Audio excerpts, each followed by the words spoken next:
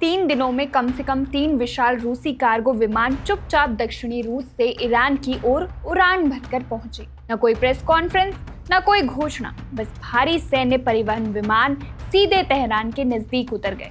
और अब सवाल उठता है, इन विमानों में आखिर क्या है? फ्लाइट ट्रैकर्स के मुताबिक ये 76 TD भारी परिवहन तेहरान के पश्चिम में स्थित एक शहर तक जा रहे थे, लेकिन ये कोई नॉर्मल रूट नहीं था, बल्कि कराज का पायम एयरपोर्ट था, जहां ईरानी सैन्य और रक्षा सुविधाएं हैं। 76 TD कोई साधारण कार्गो जेट नहीं है। ये विमान टैंक, हेलीकॉप्टर और भारी सैन्य उपकरण ले जाने के लिए बनाया गया है। ये गतिविधि रूस और ईरान के बीच सैन्य साझेदारी और रणनीति को दर्शाती है। क्या ईरान और अमेरिका को लड़वाने के लिए पुतिन की ये कोई चाल है, या ईरान खुद रूस से मदद ले रहा है ताकि युद्ध पर वो अमेरिका का सामना कर पाए?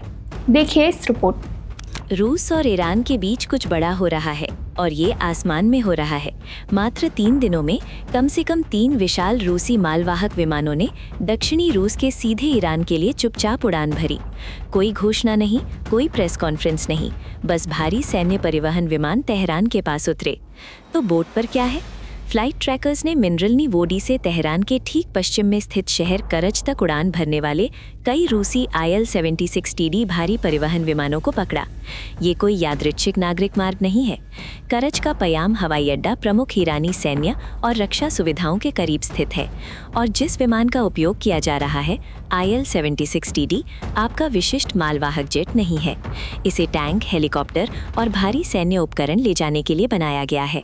और यहीं पर ये दिलचस्प हो जाता है, यही तरीका पहले भी अपनाया गया था। 2025 के अंत और 2026 की शुरुआत में ईरान को कई Mi-28NE हमलावर हेलीकॉप्टर मिले, जो रूस के दुर्जेय Mi-28 नाइट हंटर का निर्यात संस्करण थे। वे समुद्र के रास्ते नहीं आए, वे सार्वजनिक रूप से नहीं आए, वे उसी प्रकार के विमान में सवार होकर आए थे।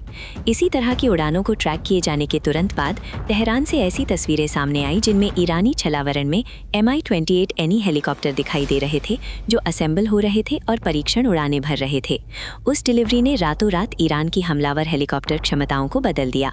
अब उड़ानें फिर से शुरू हो गई हैं। 3 दिन में 3 उड़ानें। ये नियमित रसद नहीं है, ये टेम्पो है।